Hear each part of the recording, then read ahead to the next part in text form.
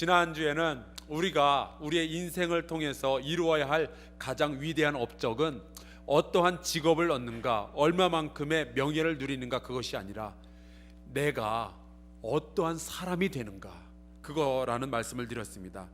더 많이 배우고 더 나이가 들수록 사랑이 더 풍성해지고 더 진실해지고 또 더 겸손하고 정의로우며 마음이 깊은 사람이 되는 것, 그것을 우리의 인생의 목표로 삼으면 얼마나 좋을까요? 이러한 아름다운 사람들이 만들어지도록 하는 것이 예수 그리스도의 꿈이었습니다.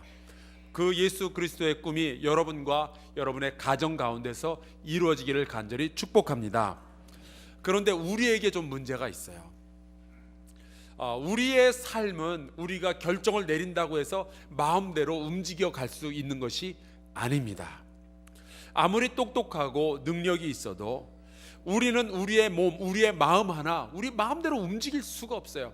내 인생 내가 움직여 나가지라고 생각하지만 사실 굉장히 많은 부분 우리는 무기력합니다. 우리도 모르는 사이에 누군가가 나를 조종하고 있고, 우리도 모르는 사이에 내가 알지 못하는, 내가 원하지 아니하는 그 힘이 나를 이끌어가는 것을 종종 보게 됩니다.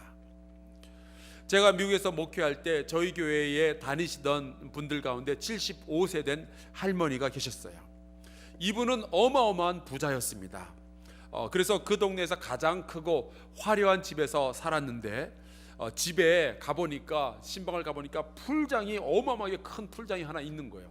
그것만 해도 참 부러웠는데 집에 들어가 보니까 어마어마한 화장실이 3개, 그리고 거기에 어마어마하게 큰 방이 5개, 거기에다가 텔레비전 보는 방은 따로 있고요, 당구대가 놓여져 있는 방이 따로 있고요, 거실에는 그 화려한 그 가죽 소파에다가 뭐 엄청난 그런 집에서 사는데, 할머니 할아버지 딱 둘이서 그 큰 집에서 살고 있었어요. 근데 이 할머니가 알코올 중독이었어요. 종종 제가 이제 밤에 전화를 받고 보면은 이 할머니가 술에 취해가지고 이 방바닥에 그냥 쓰러진 거예요. 그거를 이제 할아버지가 발견을 해가지고 급하게 이제 병원 응급실로 모셔갔습니다. 이런 전화를 받으면 이제 밤에 제가 이 병원에 신방을 가곤 했죠. 이 할머니를 제가 돕고 싶어서, 할머니 술 드시면 안 돼요, 끊으셔야 돼요, 이게 뭡니까, 이런 말씀을 얼마나 많이 드렸는지 몰라요. 근데 이분은 교인이긴 하지만 교회는 잘 나오진 않았어요. 그러던 어느 날 소식을 들었는데 할아버지가 집을 나가버렸어요.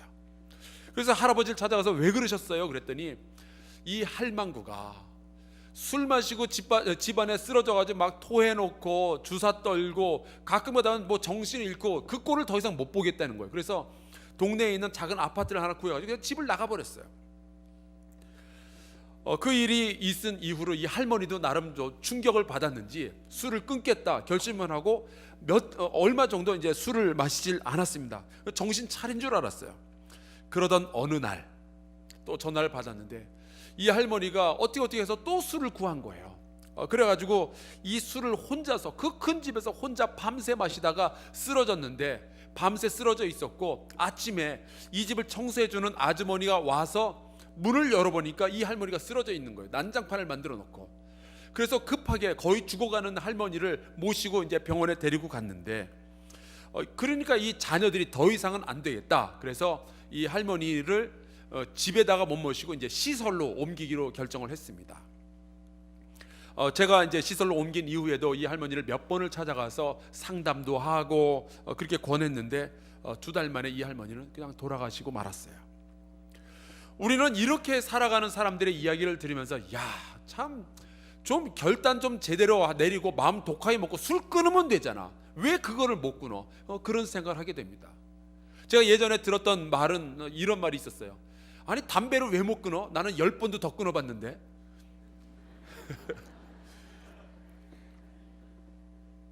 하지만 종종 우리는 스스로 어쩔 수 없는 이 삶의 함정 속으로, 문제 속으로 빠져들어가면 어떻게 해결이 되질 않는 거예요. 결단을 내리면 될 것 같은데 그게 안 되는 거죠. 여러분, 많은 경우 우리의 삶은 우리의 의지대로 움직여 나가지 않습니다. 술의 문제가 아니더라도 도박의 문제에 빠진 분들, 기타 건강하지 못한 습관을 가지고 해결을 해야지, 내가 이제 그만해야지, 그러면서도 어느 날 보면 다시 거기에 손을 대고 있고 그것을 들여다보고 있고 말이죠. 건강하지 못한 관계를 해결하지 못해서 쩔쩔매는 사람들이 얼마나 많이 있는지 몰라요. 여러분, 우리는 알고 보면 다 이래저래 문제가 있는 사람들입니다.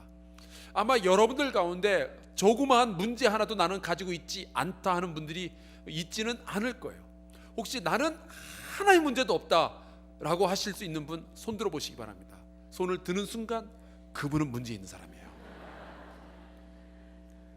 아마 그렇게 문제 있는 사람들의 이야기를 들을 때 나는 그런 종류 아니야 라고 하기보다는 차라리 솔직하게, 그래, 나도 숨기고는 있지만 그런 문제가 있지 라고 고백하는 것이 더 맞을 거예요.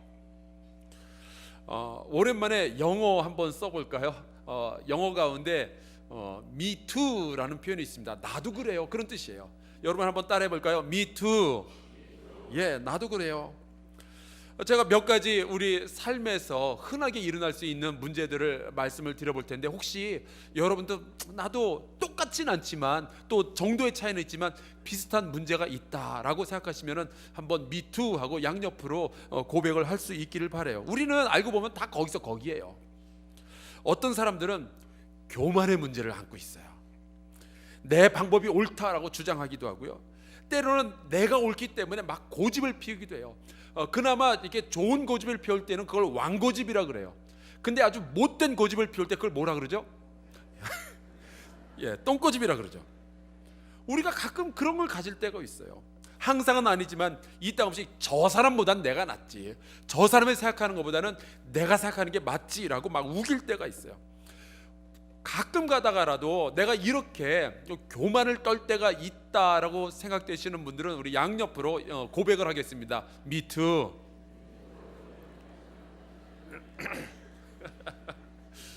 그런 경우가 없는 분들도 종종 있네요. 어떤 분들은 예배 시간에 앉아 있는 모습 보면 참 거룩하게 보이는데 가끔 그 마음속에 분노를 풀지 못하는 경우들이 있어요. 내 안에 화가 나 있는 거예요. 사람들을 그래서 종종 공격적으로 대할 때도 있고요, 내 안에 분노가 있으니까. 혹은 뭐 다는 아니겠지만 뒤에서 남의 험담을 늘어놓는 그런 경우들도 있고, 때로는 식구의 가슴에 상처를 남길 만한 이야기를 이렇게 탁 이렇게 뱉어내고 후회할 때도 있죠. 외면하는 표정, 침묵으로 상대방을 괴롭히는 경우들도 있고요. 혹시 나도 그래 본 적이 있다라고 생각이 되시면은 우리 양옆으로 유창한 영어로 고백하겠습니다. Me too. Me too입니다.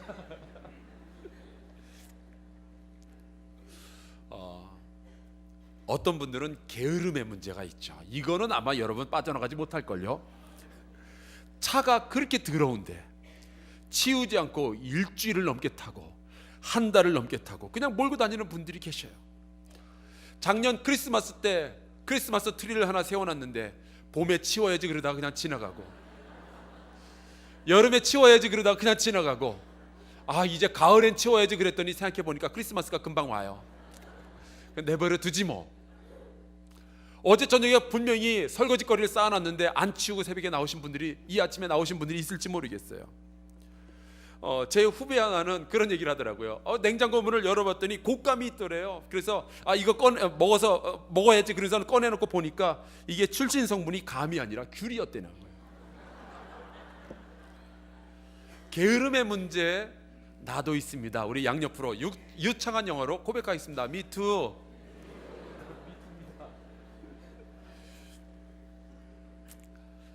더 좋지 않은 사실도 있을 수 있어요. 우리가 게을러서 우리의 영혼 가운데 참 많은 문제들이 있는데 내 안에 그 교만함과 그 게으름과 그 분노가 쌓여 있는데 내버려 두는 거예요. 방치하는 거예요. 우리 예수께서 우리에게 원하셨던 그 최상위 모델, 가장 아름다운 사람이 되도록 하나님께서 우리에게 명령을 하셨는데, 우리 안에 담겨져 있는 이 욕심들, 내 안에 담겨져 있는 이 죄악들을 방치해 놓고 몇 달, 몇 년, 어쩌면 평생도록 지금까지 그냥 방치한 채로 내버려 두고 살아왔을지도 모르겠어요. 근데 여러분 그거 아십니까? 우리 안에 있는 모든 더러움, 잘못됨, 우리 안에 나를 더럽게 하는 이 모든 것, 이 안에는요 교만이라는 뿌리가 있어요. 우리를 포로로 잡고 우리를 눈멀게 하고 우리의 삶을 짓누르고 우리가 될 수 있는 하나님의 그 원래의 모델, 그 모습을 갖추지 못하도록 하는 이 모든 것, 죄악이라고 우리가 부르는 그 뿌리에는 교만이 항상 자리를 잡고 있는 거예요. 창세기 3장에 보면은 저 유명한 인류 최초의 죄가 나오는데, 바로 그것은 동산 중앙에 있는 선과 악을 알게 하는 나무의 열매를 따먹는 것이 인류 최초의 죄였습니다.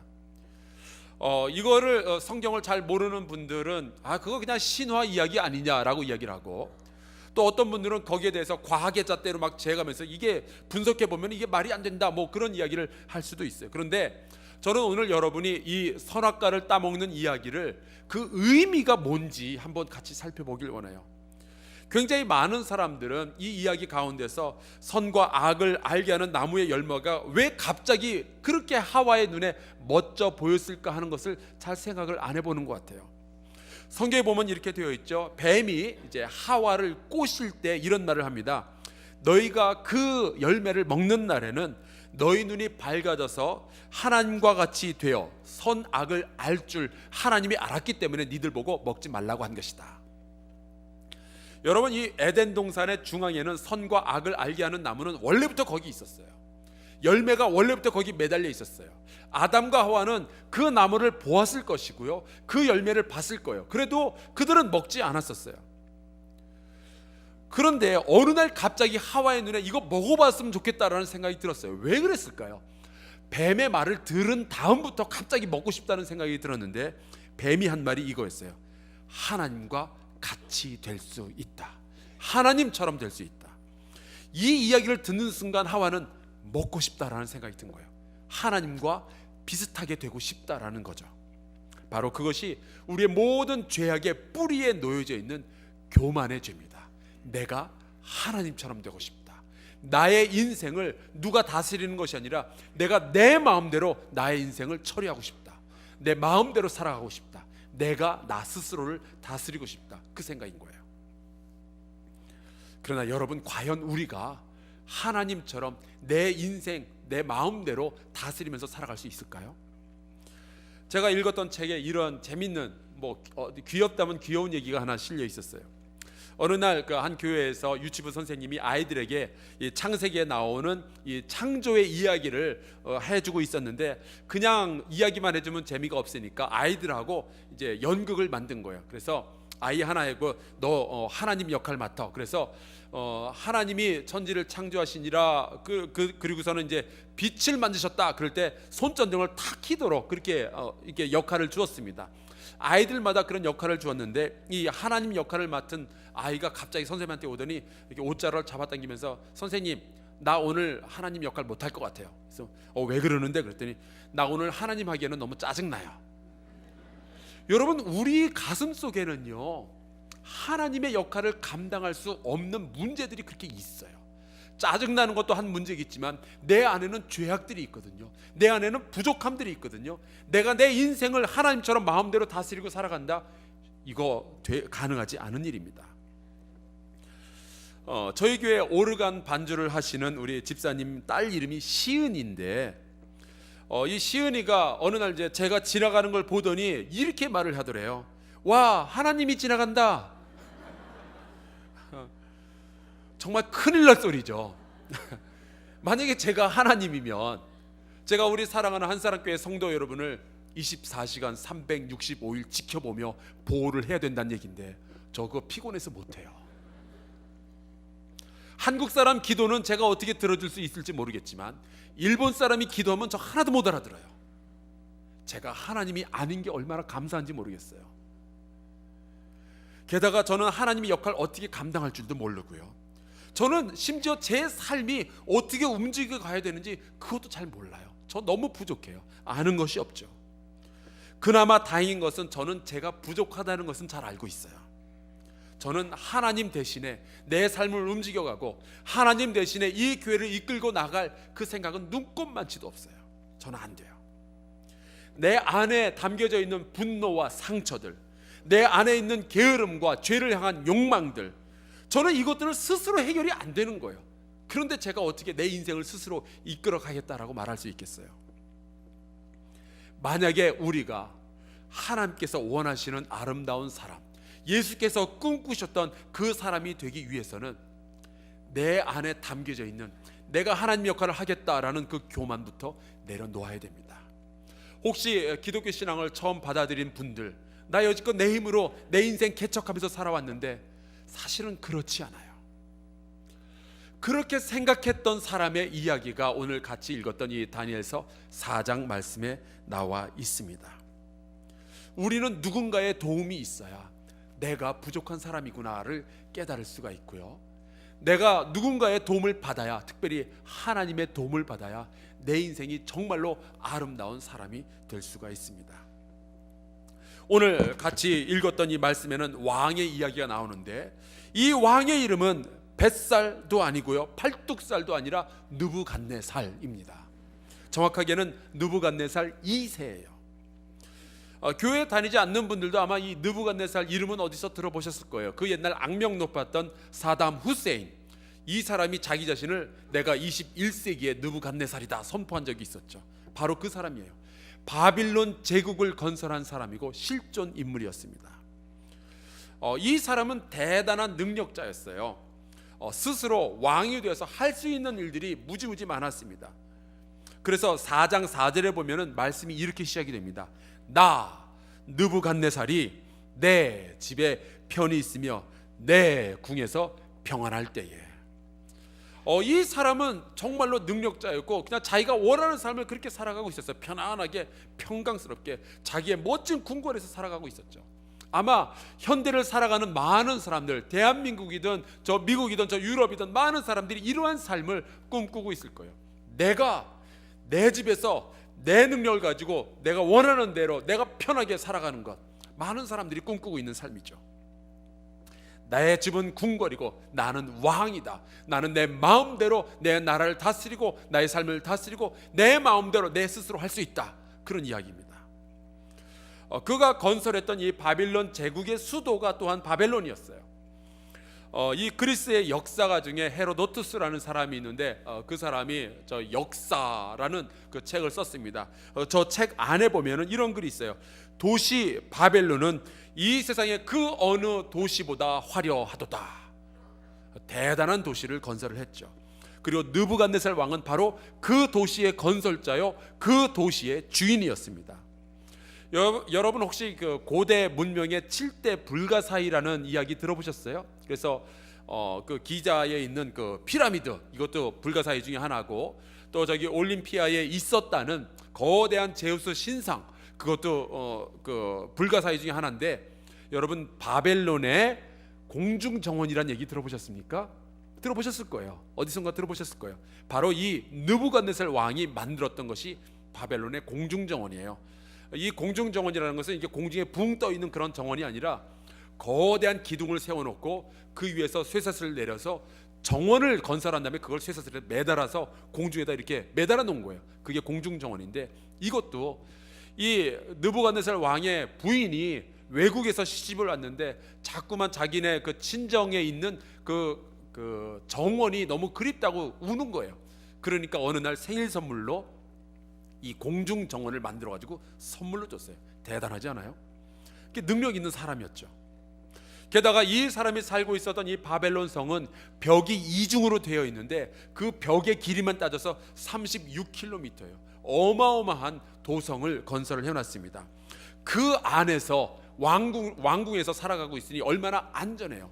세상의 그 어느 외적도 이 느부갓네살 왕에게 문제점을 던져줄 수 없었어요. 그 어느 누구도 두려워할 필요가 없었죠. 그런데 여러분, 놀라운 것은 이 느부갓네살의 문제는 바깥에서 안으로 들어온 것이 아니라 이 사람의 속에서 바깥으로 튀어나오기 시작했어요. 그것까지는 이 느부갓네살 왕이 생각을 못했던 거예요. 그 안에 형편없이 부족한 자아가 있었습니다. 이 사람에게 어느 날 무서운 일이 일어나는데 5절에 이렇게 말씀하고 있습니다. 한 꿈을 꾸고 그로 말미암아 두려워하였으니. 이 사람이 이 사람의 부족함이 내부로부터 바깥으로 스물스물 기어 나오기 시작한 거예요. 그 꿈은 이런 겁니다. 이제 10절부터, 오늘 같이 읽지는 않았지만 10절부터 나오는데 그 세상 한가운데 어마어마하게 크고 강하고 멋진 나무가 있고요. 이 온 세상이 그 나무에 의지해서 그 열매를 따먹으면서 이제 살아가고 있습니다.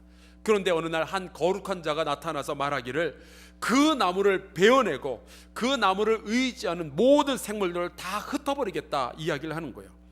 그리고 또 한 소리가 들려 말하기를 지극히 높으신 이가 사람의 나라를 다스리며, 느부갓네살이 다스리는 것이 아니라 지극히 높으신 이가 나라를 다스리며 자기의 뜻대로 그것을 누구에게 주시며 또 지극히 천한 자를 그 위에 세우시는 줄을 사람들에게 알게 하려 하겠다, 이 말씀인 거죠.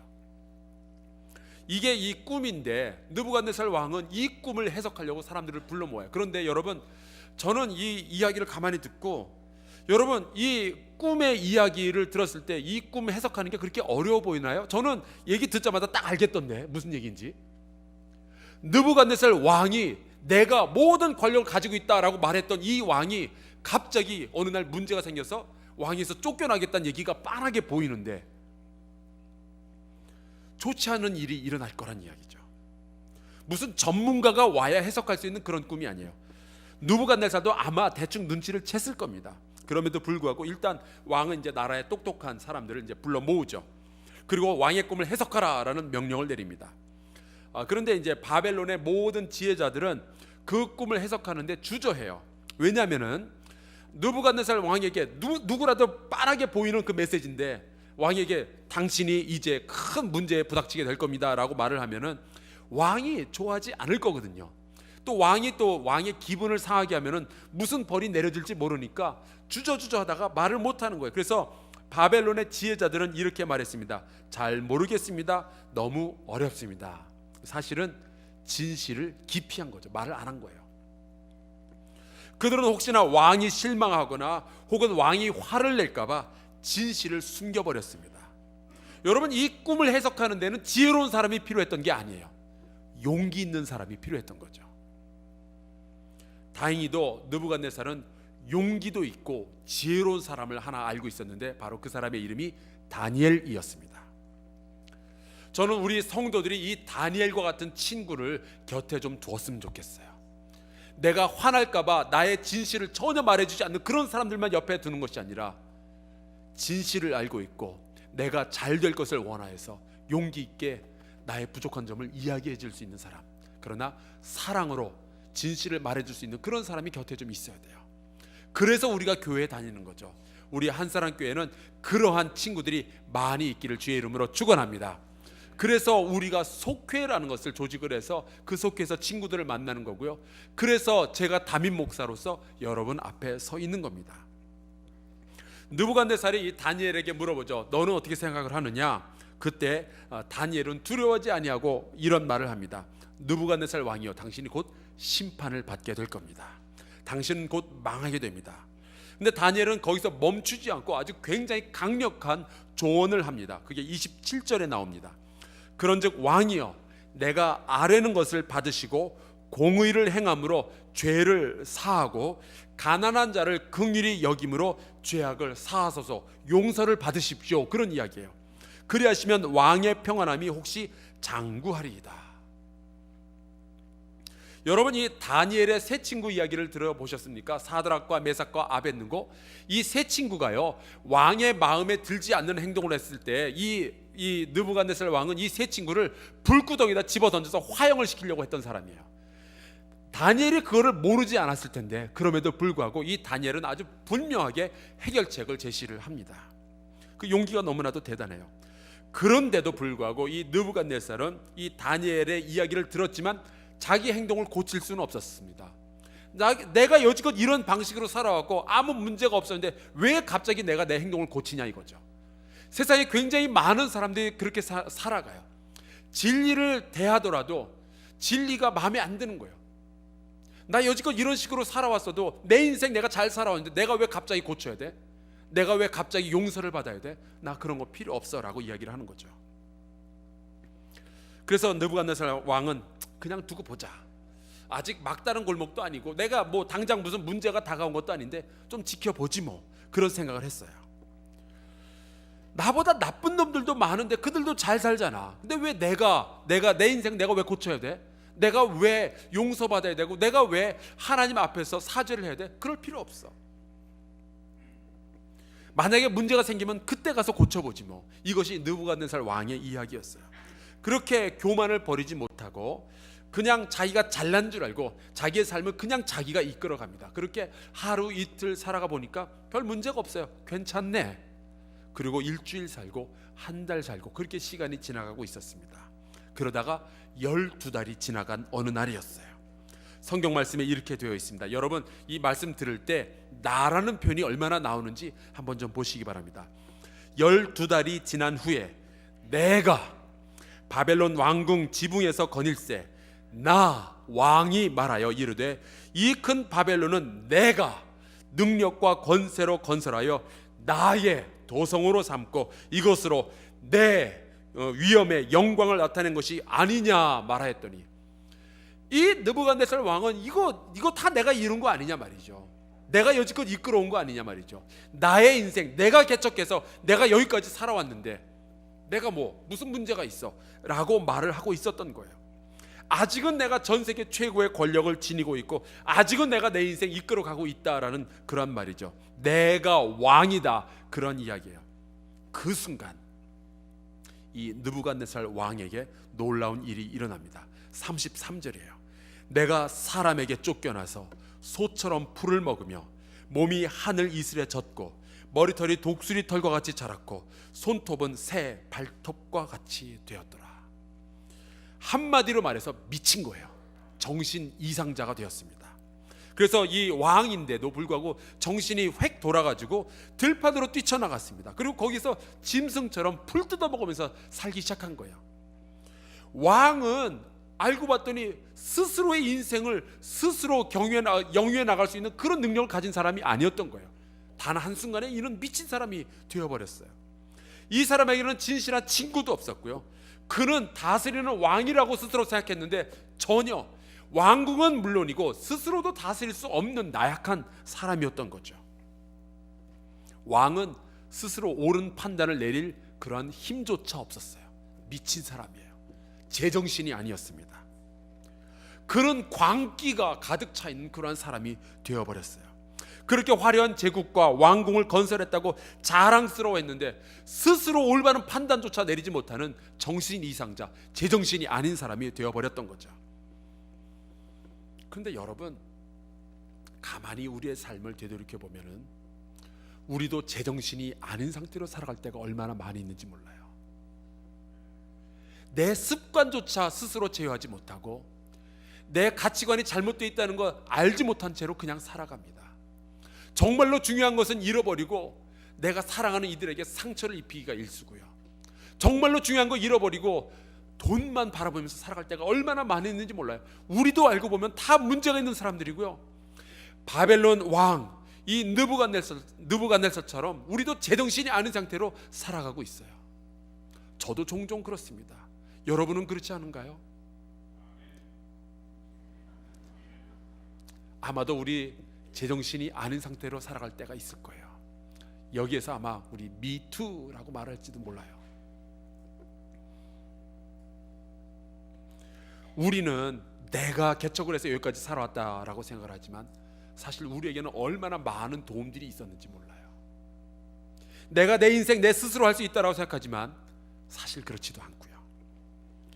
그때 놀라운 일이 일어납니다. 34절이에요. 그 기한이 참에 나 느부갓네살이 하늘을 우러러보았더니, 처음으로 이 땅을 바라보며 다스린다라고 이야기했던 이 사람이 처음으로 하늘을 바라보기 시작했어요. 하늘을 우러러 바라보았더니 내 총명이 다시 내게로 돌아온지라. 이 총명은 내 소유물이라고 생각했는데 아니었어요. 누군가 그 총명을 거두어 가기도 하고 그것을 되돌려주기도 하는 놀라운 전능자가 있다는 것을 그제서야 깨달은 겁니다.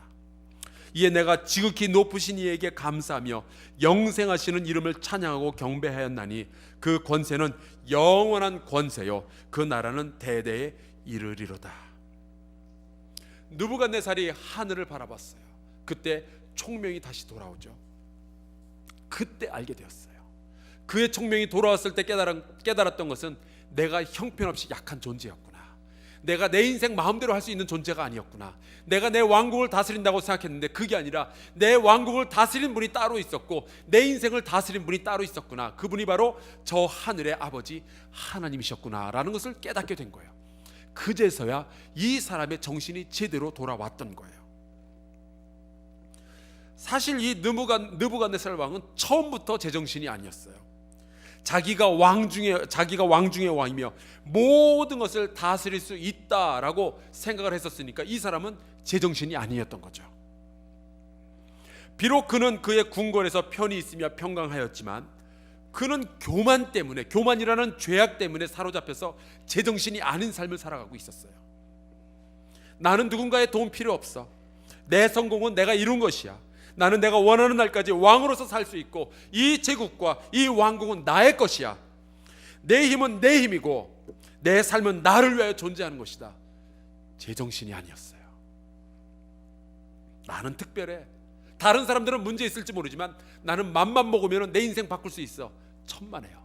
그건 제정신이 아닌 사람들이 하는 말이에요. 우리가 얼마나 제정신이 아닌 상태로 살아가는지 제가 최근에 이 TED, 테드라고 우리가 보통 부르는데 이 테드 강의를 인터넷에서 보면서 제가 하나 배운 것이 있습니다. 폴 피프라는 UC 버클리에서 활약하는 이 교수가 사회 심리학자입니다. 이 사람이 연구를 했는데요.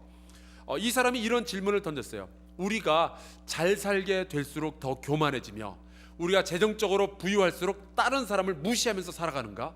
과연 그런가? 라는 질문을 던지고 몇 가지 실험을 통해서 그 대답을 구했는데 놀랍게도 그 대답은 그렇다였습니다. 우리가 돈을 좀 많이 벌수록 더 교만해지고 다른 사람들을 무시하는 경향을 보인다라는 것이 사실이었어요. 이 사람이 한 50가지 정도의 실험을 했는데 그 중에 하나가 이겁니다. 이 샌프란시스코 쪽에는요, 그 교통 법규 중에 하나가 이제 대로가 있고 거기에 횡단보도가 있으면은 만약에 이 신호등이 없더라도 사람이 이 횡단보도를 건너려고 한다면은 자동차는 거기에 서야 된다라는 교통 법규가 있습니다. 근데 이분이 이제 그 실험을 한 거는 이제 연구원생들로 하여금 그 거리를 지나가게 한 거예요. 차가 올 때 또 이렇게 눈을 한번 차를 보면서 이렇게 길을 건너갈 때 어떤 차가 쓰고 어떤 차는 그냥 지나가는지를 확인을 해봤는데 정말 놀랍게도 이 다가오는 차가 저 그래프에 보시다시피 고급 차일수록 그냥 지나가는 확률이 높다라는 것을 봤어요. 그리고 차량의 가격이 쌀수록 쓸 확률이 높다는 거죠. 이거는 뭐 굳이 제가 말씀 안 드려도 될 것 같은데 제가 또 궁금했었어요. 그 차종들 중에서 사람이 지나갈 때 안 쓰고 지나갈 확률이 가장 높은 차종이 뭔가 봤더니 BMW래요. 그 다음이 벤츠. 그냥 실험 결과입니다. 만약에 우리가 하나님 앞에서 겸손하지 아니하고 내가 내 인생 이거 내 길이야 비켜 라고 말하는 그런 인생을 살아간다면 정말 하나님 만나야 돼요. 여러분, 우리는요 잘 먹고 잘 살게 되면 우리도 모르는 사이에 내가 원하지 않는, 전혀 아름답지 않는 사람으로 변화하고 있어요. 모두가 다 그렇다는 건 아니지만 굉장히 많은 세상의 사람들이, 하나님을 아직 만나지 못한 사람들은 그냥 그렇게 살아가도 괜찮다라고 여기는 거죠. 이것을 내가 어느 날 결심한다고 해결이 되느냐? 그렇지 않아요. 우리도 모르는 사이에 우리는 이렇게 정말 안 좋은 사람으로 변해가고 있는 거예요. 제정신이 아닌 거죠. 그러면서 우리는 나는 잘 살고 있는 거야, 이러한 교만에 가득 차 있습니다. 사랑하는 성도 여러분, 느부갓네살 왕을 기억합시다. 내가 하나님이 아니라는 사실을 기억해야 돼요. 내 주변에 있는 많은 사람들이 도와줬기 때문에 내가 지금 이 자리에 있을 수 있다라는 마음을 가져야 됩니다. 겸손하게 그들에게 감사하고 당신 덕에, 남편 덕에, 아내 덕에, 부모 덕에, 나의 선생님 덕에, 나의 친구 덕에, 그리고 하나님 덕에 제가 여기 있습니다. 내가 내 인생 내 마음대로 할 수 있는 것이 아니라 하나님께서 나를 도와주셔야 내 인생 정말 아름답게 살아갈 수 있습니다. 겸손하게 주님 앞에 나아가며 도움을 구할 수 있기를 바랍니다. 우리가 하나님을 바라볼 때 하나님께서 우리를 제 정신으로 돌이켜 주십니다. 하나님께서 원하시는 믿음은 무슨 강력한 믿음이 아니에요. 겸손하게 내가 부족하다라고 생각하며 주님 앞에 무릎 꿇는 이 겸손으로 가득 찬 믿음을 하나님께서 구하시는 거죠. 주님, 저는 할 수 없습니다. 제 인생 제 마음대로 할 수 없습니다. 주께서 은혜를 베풀어 주사 제가 겸손한 삶을 살게 하여 주시옵소서. 이 마음 가지고 우리 함께 찬양 286장 같이 찬양하겠습니다.